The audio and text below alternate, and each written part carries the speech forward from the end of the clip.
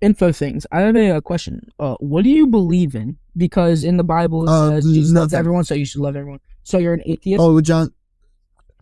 Jesus says a lot of things in the Bible too. He also calls a woman a dog. Well, that's used on multiple occasions in the Bible, but that he loves everyone, and he forgives everyone for their sins that they have committed. So he will. Do you believe that Jesus fulfilled the law? What do you mean fulfilled the law? Like what law? The Mosaic law, the commandments, like. Oh yes. So when Jesus says, "I have not come to abolish the law, but to fulfill it," do you believe that he fulfilled it? Yes. So Deuteronomy 22:13-21 is a law, and the law goes, if this woman does not bleed the night she has to confirm her marriage and the man would have to go into her, if she doesn't bleed, she's to be brought to her father's doorway and stoned. And the problem with that is we know with modern technology that 45 to 50% of women bleed their first time. So innocent women were totally stoned in their father's doorway back then because of this law. You can't get around the math on that. But the point here is that if you believe Jesus fulfilled the law, he had to have done that.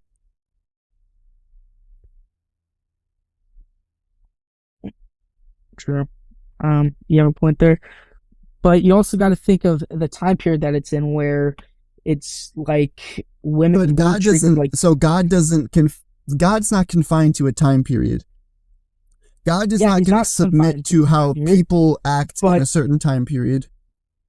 This is during the BCs where women were treated like dogs, and they weren't were basically an object compared to a human back then. Well, why do you think that? What do you think caused that? Because of the time period where men were more powerful. That's not true. It's the laws. Hold on. I'm saying because this is a time period where men were more powerful and did not care about the women in their lives. So I want to ask you a question. Do you think that... So I agree with you. But do you think that's because that they just feel that way, or it's because it's actually in the Old Testament and they were told to stone women? They were told to that you could take advantage of a woman and then you get to take care of her because God said so. She gets... So there's plenty of laws in the Old Testament if you want to go over some of them. If you want to think that it's the time period, that's not the case. It's actually rather what God says. Okay, what about how you should treat women. Oh, about how you should. So upon so the what I'm saying is the idea of that what you're getting at would be true. What you're saying is true, but it's because God said so. Sorta. That's sort of the problem. I like formula. What is your religion? I am Christian. You're Christian. Yes. All right. Let me ask you a question, because I love to ask Christians this question. Yes. So let's go back to the book of Genesis. Let's go back to the time of Adam and Eve. Why would God, that's all loving, all powerful, this argument? Nope. Listen. Yes, listen. I already know it. Listen. Why would you tell him? Why would God tell Adam and Eve not to eat from the tree of knowledge? Well, see, I'm not new to Christianity, but I'm new to spreading the gospel. So I've heard of this debate before. You're not the first one to do this debate. So the idea here is that God said, you will certainly die, and they certainly didn't. God lied, and the serpent did not. If you read the chapter very slowly, God was the deceiver. The serpent told the truth, and what the problem is Adam and Eve were punished before they knew right from wrong. They hadn't eaten the fruit yet. The only way they can know that it's right or wrong is after they eat the fruit. You're missing the point here. Knowledge. Why would he stop us from knowledge itself? Why would he not stop us from hate, from anger, or anything else that is negative? Why would he stop us from acknowledging ourselves? Why? Why would he stop us from acknowledging ourselves? Yes. Why can't we awaken our consciousness and Well, it says it in the free book. our It says why. mind to knowledge? Because Exactly what. why would he stop said. us from this? Okay, hold Why on, would hold on. Let interesting stuff. Why would God stop about to that? spread the gospel? He doesn't believe it. It's not well. So God says why He doesn't want you to eat the fruit in Genesis 3:22. He says, "Behold, man has become like one of us, knowing good and evil now." Oh, you just brought up another thing too. Yeah. He says like us. He doesn't say like him. Let It's not us monotheism. Man, in our Wait, what do you image. mean? He said, Our- wait, exactly. hold on. Read that chapter. And the Lord God said, "Behold, the man has become like one of us, knowing good and evil." Because he's a humanoid figure. He treats himself You're- equal as all of his children. You're He does missing not the treat key. himself as one. No, one who person else is overall. omnipresent and knows? If there's only two people in the world that are Adam and Eve, oh, and you know the serpent exists. Who else is like God, like one of us? Everyone. He treats his children how he treats Well, himself. there's not He everyone. does not. He does There's not. not children hold yet. on, hold on. There's only Adam and Eve. Adam and Eve are his children. Adam and Eve are But You're they're missing the the only point. people. You're missing the point. The key word Saying. is us. Us. saying. Plural Is us, word. because he's not more treating anyone over himself. He treats himself as a human, as one of his children. His children Then are why Adam use and the Eve word us? Why would he use the word us? because there are three Think- people at this point. There's It's this- Yahweh, right? Adam. That doesn't work. Doesn't work. If How does that- I'm blue, if I'm the only blue person that's in the universe, and there's two green people, hold on, he's inferring that he's not the only blue person yet. There's these green people, and there are blue people. When he says like one of us, he's basically saying they're going to become blue. But who's blue already with God? Well, the book says so. It's the divine council. I'll cut to the chase. It's also in the Old Testament. Before Jesus, before all that happens, they gave you an answer. It's in the Old Testament. It's called the divine council. They bring it up all the time. Man wasn't created yet. Let us create man in our image. In our image. I can also read from any translation that you hold on. prefer. Okay. Which version? Any version that you want to read. Any of them. No, which version are you? We can pull up this the chapter Hebrew. out of? Hold on. No, which version are you? NRSVUE. The New What? Revised Standard Version Updated Edition. It's the standard that they give you in seminary. It's the standard that every academic study undergoes. This is the most accurate translation. It's the most accurate translation. It's more accurate than NRSVUE. You're telling me it's more accurate The than King James is incredibly inaccurate. Here, let me It is. tell you why. Just hold on. go. Just Okay. don't crash out. I'll tell you. Look, the King James version, and we know when it was translated. There's something called the Geneva Bible. It's the older English version. There's something called the Ethiopian Bible. The Wycliffe Bible is also older than the King James. Secondly, the King James version is translated from a newer version of the Old Testament. The King James people didn't have access to the Dead Sea Scrolls. Those were lost in a cave. Those were older. Those are more original than what the King James people had. So when we found the Dead Sea Scrolls in the 40s, people started actually being able to translate what was older. The New King James Version uses that, by the way. So if you want to read the King James Version, you should read the New King James Version. Like a thousand plus years older than the Dead Sea Scrolls. He actually so King James didn't actually translate it. It's from the Bishop's Bible. King James translated his Bible from an already existing English Bible.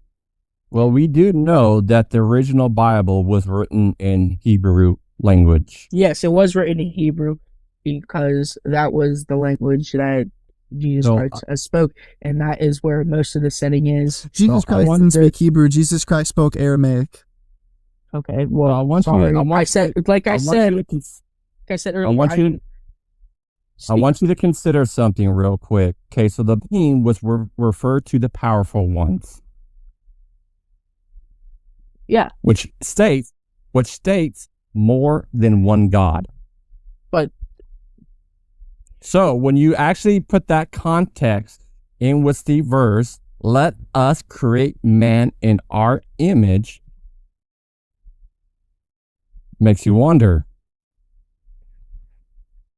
Well, see, like I said earlier, I'm new to spreading the gospel. I'm not new to Christianity.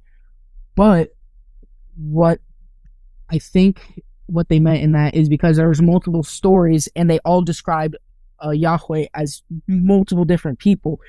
Like some would describe him with a white puffy beard with big strong muscles. Someone like where do you see that described that in the Bible? I'm saying no, I'm not saying that. I'm not saying that someone described that. I'm saying that multiple people describe him as a different person. Kind of like how Jesus, kind of like how we don't. That's not true because they say that you can't see in the Bible. It says you cannot see God's face and survive. Hold on. But where do you think that philosophy came? Where do you think that philosophy of thinking came from? What do you mean? What do I think that the philosophy came from? Where God has a white beard and he's an actual being. He's a humanoid. He's asking you where that came from. I think I know where he's going to go. Where am I? Zeus?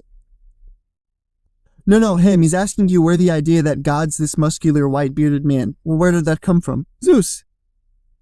I'm saying most people in their thoughts describe Yahweh as a different man, and each person had a different description in their mind. Not they didn't see him physically. In their mind, they had a description. And it's kind of like the same with Jesus. We do not know what Jesus looks like, but we have a general idea because the Bible describes him as a non-handsome man, an ugly man. Every person that you speak to that has some sort of life experience, even if they die and come back to life, why is it that they cannot? Because they claim that they saw Jesus in their consciousness, that they saw Jesus, but yet they describe Jesus as the same image that is most likely hanging up on your wall in your living room. Why has there not been a true interpretation of what Jesus actually looks like? Well, you also got to think multiple people can be faking that and saying that they look like that he looks like him. They could be faking. Hold on. But they claim that they saw Jesus, and when they describe Jesus, this is a good point. Jesus that's on their wall in a picture. If you truly saw Jesus, then you will be able to give us a definite definition of what he looks like. But it's very possible for him to look like that. That is what science says. But if you read the Bible, I don't remember which chapter. Hold on. How can Jesus be a white male when he were in the Middle East? If you were in a real life debate competition, you would already lost because you keep interrupting me. Let me speak. If you read the Bible, I do not know which chapter, but somewhere in the Bible it says Jesus was an ugly man with long brown hair. So that's not true. It doesn't say that ever. It says he is a regular looking man. It says look, here's what I'm going to point out to you. Judas had to kiss Jesus because he didn't look any different than anybody else. Whenever they look, Jesus is in a crowd. Nobody knows who he is. The few times Jesus is described, it says so that depends on how you would interpret it, what it says. Sorry that I'm talking. Sorry, the middle of my sentence interrupted you. No, you're fine. It depends on how you interpret what it says. Some people say it says white hair. Some people say it says like brown woolly hair, but nobody has any idea. The Bible doesn't say it. I've read every single last word of the Bible in plenty of translations. I have like 30 hardback copies of the Bible. Nobody knows what he looks like, and it doesn't say it in there. You just proved your point that nobody knows what he looks like. Exactly. Nobody knows what he looks like. And that's I'll give you it might say he has long brown hair, but that's not super descriptive. That's just I know it's not. I have long brown hair. Okay, I do too. But see, here's the. You just proved really nobody knows what he looks like. But I'm just saying. Hey, are you a Christian? Yes, I am a Christian. How are you? I'm good. That's very good. That's very good. So I want to bring up to the topic that you guys are talking about and what you guys were talking about earlier. In a sense, so I'm guessing the one guy whose photo is like a picture of him in the mirror, I'm guessing you're a Christian. Yeah, that's me. Yeah, I'm a Christian, yes.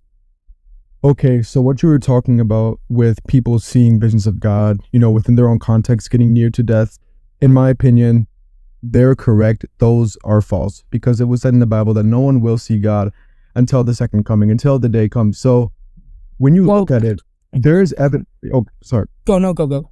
So there isn't. So when you look at evidence of God the Father, there is not. There is no evidence directly of any gods. But hear me out. W answer. But when it comes down to, there's evidence in the faith. But what I am pointing to is that there is legitimate historical evidence of a figure of Nazareth named Jesus Christ. Yeah. So the stuff that Jesus did, he was a real person. And I think if you can prove, since what we already have, prove the existence of Jesus and Jesus claiming to be the Father, that proves in our own eyes. Jesus never claimed to be the Father. Yeah, Jesus isn't the Father. He's the child. So when Jesus claimed in the book of Mark, that Jesus never claimed. Okay, so you know what? That wasn't in Mark. That was in John. And you know what Jesus says right after that? Well, what Jesus says is, he's like, I'm praying that everybody can be one in the Father just as I am. So Jesus is claiming everybody's God, or he's not claiming that he's God. Did he explicitly say that everyone is God? He says, I am praying that everybody can be one in the Father as I am one. But so I have a verse here pulled up, but and in the same exact verse, he says, I am praying to the one true God, the Father, that everybody can be one in that guy, just as I am. He also is asked, what does it take to get to heaven? Why? And he says, I'm not good. Only one person's good, and it's God. Yes, this is true. This is actually really true. That's actually a really good point, and that's actually a really good point, and I'm actually really glad that you say this. So when Jesus isn't mistaken in his own words, Jesus is very distinct with what he says. So when you look at other verses within the book where Jesus actually makes a distinction between the relationship between him and the Father and the people and the Father, calling his Father my Father and the other people's Father your Father, instead of saying our Father, it actually creates a general distinction between their relationship with the Father and his holy relationship with the Father, him and the Father being one. Him actually saying, before Abraham I was, or before Abraham I am. And I have to. So the problem with before Abraham was I am is that Melchizedek says, Melchizedek is this figure in the Bible described with beginning or no end, and like no end of life. He's the Alpha and he's the Omega, and he's described as being the Son of God. He's described as bringing wine and bread. So is he also the Father?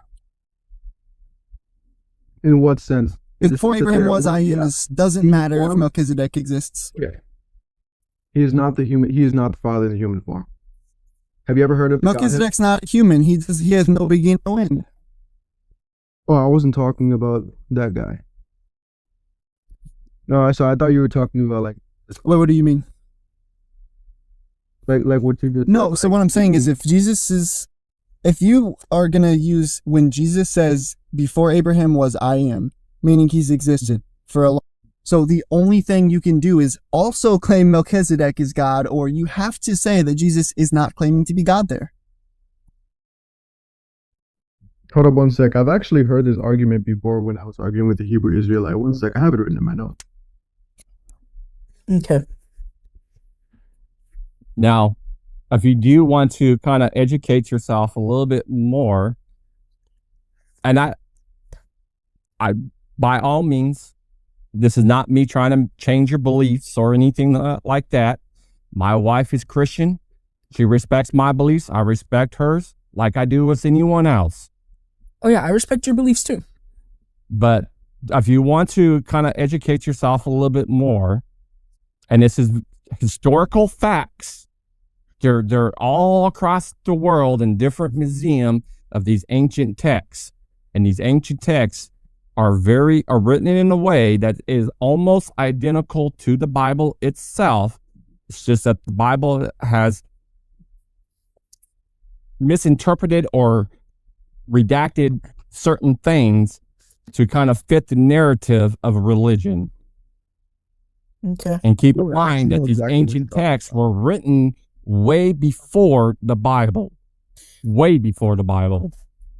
Yeah, so you're actually pointing to many things. So what you're pointing to is actually a theory that was popularized by a It's not a theory. It's but simple. It's historical facts. have you ever heard of Billy Carson?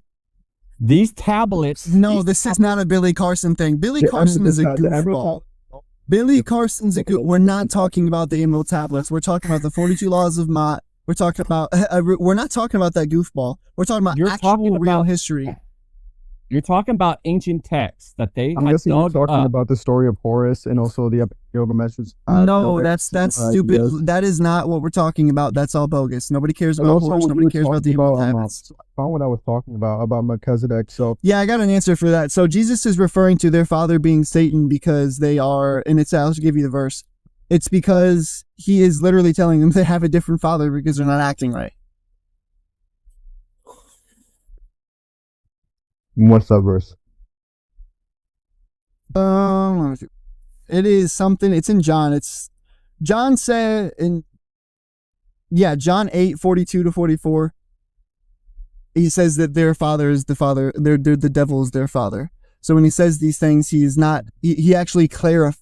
Got to read the whole book. He clarifies what he's talking about. What was the verse? There are reasons why he's just John 8:44 for John 8:42-44. He says that you are of the father of the devil, and your will is to do your father's desires. He's just calling he's not saying God's not their father. He's just calling them out for being a little willing to sin. That's all.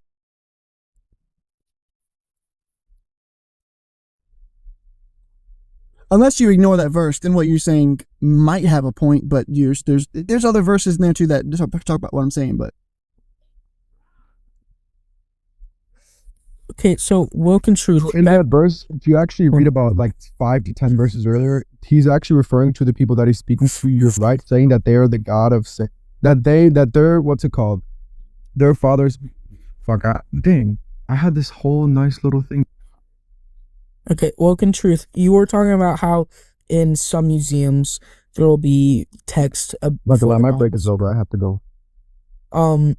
Woke and Truth. In what museums? hey, all good, bro. You can come back anytime. What museums provide this information? It's not a museum. All Look over it the up. world. Yeah, hold on. So the guy in the chat, he was one of my buddies.